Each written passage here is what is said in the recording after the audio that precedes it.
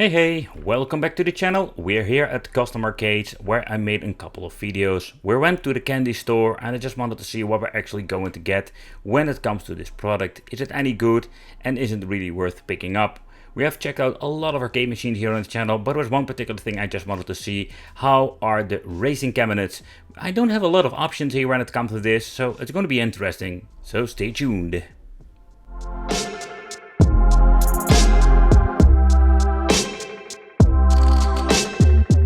Racing cabinets are very rare here in my country. There are not a lot of options out there, and most of them, if I'm finding it, are like really old ones like Sega Rally, or we're finding something emulation related.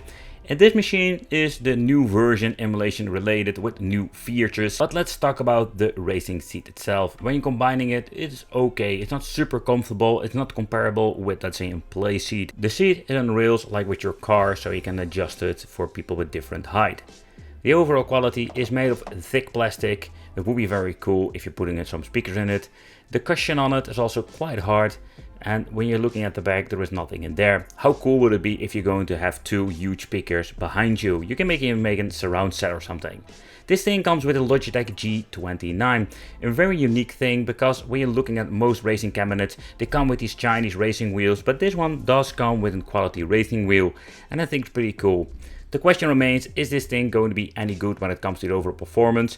This new model comes with the Logitech original shifter, so also that is what we're going to try out. It's going to be cool with some games to try it. Nevertheless, when you're looking at the pedals, they put this on a fixed position here at the right. It has some mixed feelings about it. Over here with door number 1 at the front, we have the coin mechanism, so if you want to put it on coin operating, you can do that. You can learn what kind of coins you want to use it with. There having the 300 watt power supply, or at least it says 300 watt, but this thing gives a very nice punch and has all kinds of new features. Over here we're going to get two buttons, one for getting into the credits or starting the game, and at the right we can go back to the main menu. But let's take a close look at the back of the machine, what we're actually going to find. So first of all, they also come with a different kind of mainboard. They call this the driving board number 2, but what you're going to get is an HDMI monitor, because this is something you will be surprised they're still using DVI or VGA monitors.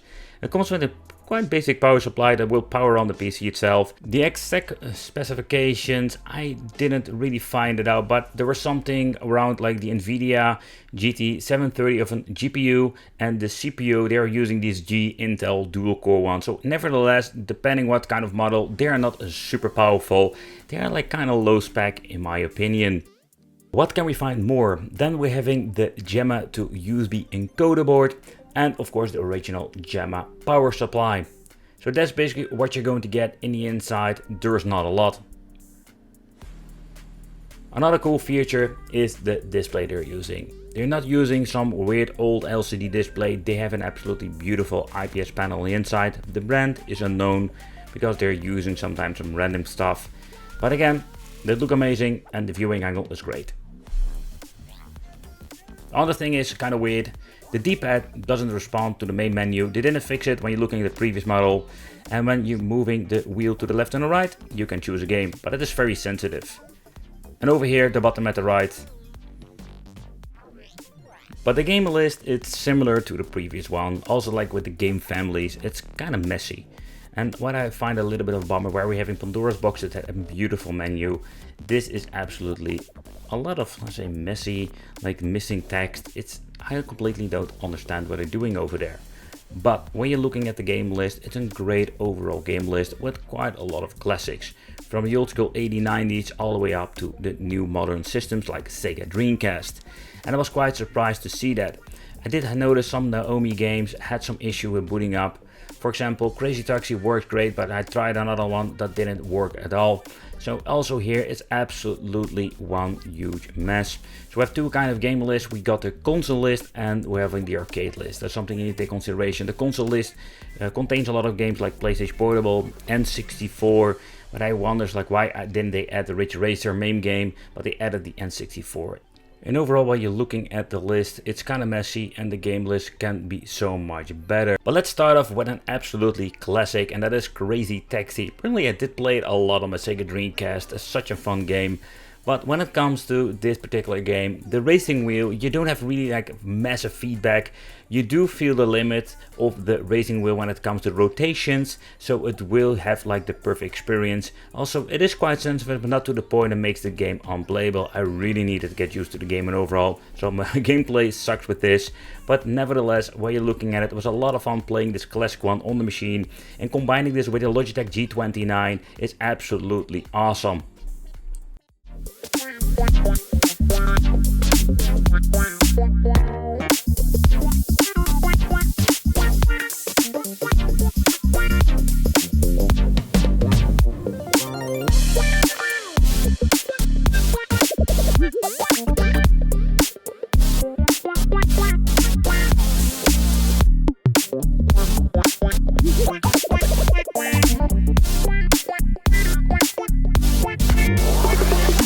Another game I wanted to check out is when it comes to Cruising the USA. They implemented the original arcade one. I personally never played the original arcade. I mostly played the N64 version.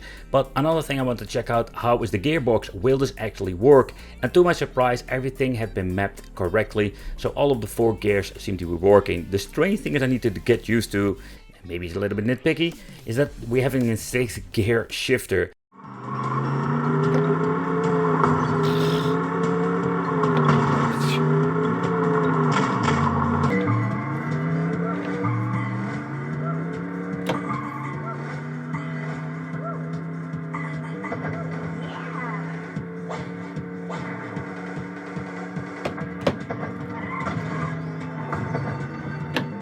What is kind of cool that a lot of classics like Daytona can be played on an emulation cabinet like this, but also what is cool that we can link it up with another machine. So if you just want to have the old school experience with 2 machines, you can even use this. But take consideration, it's not with every single game. I must say that most of the games, or better said the gameplay you're seeing, I just suck at it. I need to get used to the racing wheel, but when it comes to Daytona, it felt so natural. This game was a lot of fun to play, and the feedback of the force feedback of the racing wheel had a lot of nice feedback, so I had a very fun time playing this.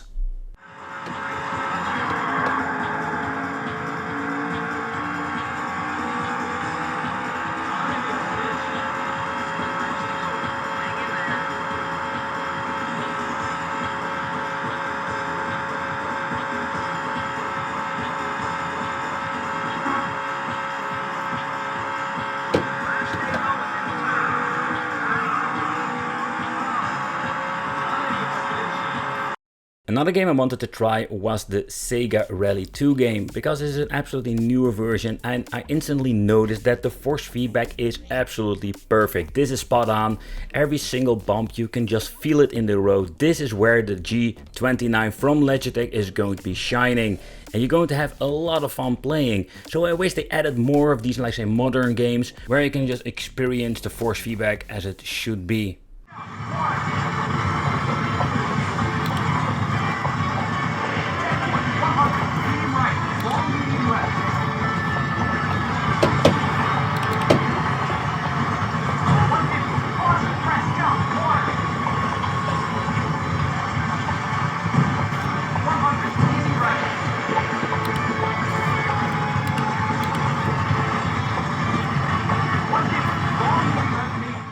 Initial D was another cool game that I found on this machine, and I must say that the force feedback didn't give the right feedback like with the Sega Rally 2 game, but it was noticeable. And it was a lot of fun to play this game, because also the shifter seemed to be working at the back of the wheel, and this particular game you just want to use it. I tried to play with the gearbox, but I didn't like it at all, and these games with extra shine where you can just play with the shifters. A game I was really looking forward to check out was Outrun 2006. But what makes this thing unplayable, that the sensitivity of the racing wheel is so high, you only need to nudge it a little bit to the left or the right. So I always wonder why you're having products like these, particularly when it comes to the games, is nobody checking this? Clearly not.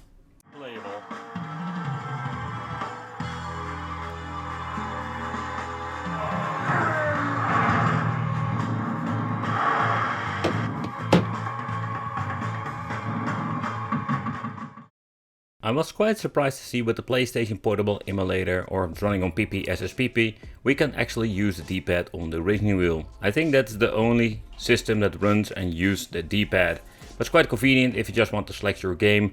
But when you're looking at the overall gameplay, it was not bad at all. There was no force feedback though, like we had with Sega Rally number 2. So it was just like this simple solution. So where this new generation emulation racing simulator cabinets are pretty damn cool, one of the things that happened that my wheel was not center anymore because I went quickly out of the game when pressing the reset button. Nevertheless, we just rebooted it and we do like a completely reset and everything works just fine. There were like these minor things that was quite annoying. Unfortunately, also the indicator of the RPM didn't work on the racing wheel because none of the game we actually played was supporting this. So that's something you need to take consideration. A lot of new games, new features. Another thing I did notice with Initial D when I was trying to use the shifters, there's not a lot of space between the cabinet itself and the shifters. So sometimes I'm bumping against the cabinet itself. So it's not a bad thing, but yeah, those things, I did notice it. The shifter is pretty damn cool and it's kind of awesome that some of the games utilize it. It gives us a completely racing experience. We also should stop using this clunky old school menu. Just get something pretty cool like Pandora's boxes. 2 speakers only in the machine, but they sound kind of nice. We can adjust it quickly at the front. I did notice there were some sound level differences between the emulator, so you need to do that. The compartment is over here for your coins, so you can reach all of these things fairly easy. And in here there's still a couple of screws in here because of the topper, because there is a topper you can even put on top of the machine itself. It's kind of cool, to be honest. And overall, yeah, I was a little bit bummer that they fixed this. The pedals are fixed, you cannot move them, and it is not super convenient with maybe some of the games. It's a very cool complete solution for people who don't want to tinker, but I would like slap a mini PC in it to get it even working better. Thank you all for watching, consider subscribing, and it would be great to see you in the next video.